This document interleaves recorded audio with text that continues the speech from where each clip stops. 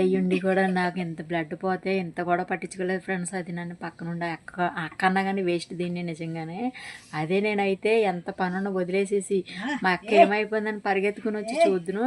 కానీ నిన్న దీని బుద్ధి ఏంటన్నా చూపించుకుందే. అంత రక్తం కారిపోయి నేను అంత బాధపడుతుంటే అలా దాని కళ్ళ ముందు రక్తం కారుకుంటూ వచ్చేస్తే కనీసం కొన్ని పిల్లల్ని చూస్తుంది అనుకో, కనీసం ఏదో కొంక మీద మనసుంటే మార్గాలు చాలానే ఉంటాయి. అవునా కదా ఫ్రెండ్స్ చెప్పండి.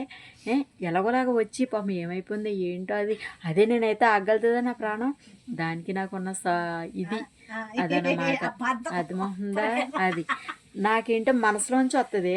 దానికి ఓన్లీ మాటలు పెదాల నుంచి వస్తాయి మాటలు అంతే.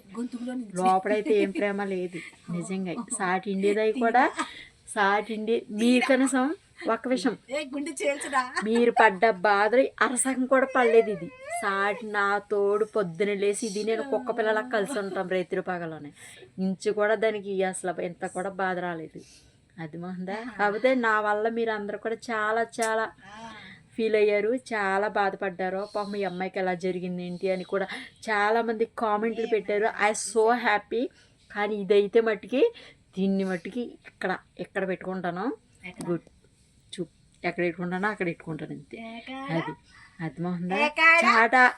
సాట ఆడదా ఇండి కూడా ఫ్రెండ్స్ అసలు ఇంచు కూడా పట్టించుకోలేదు.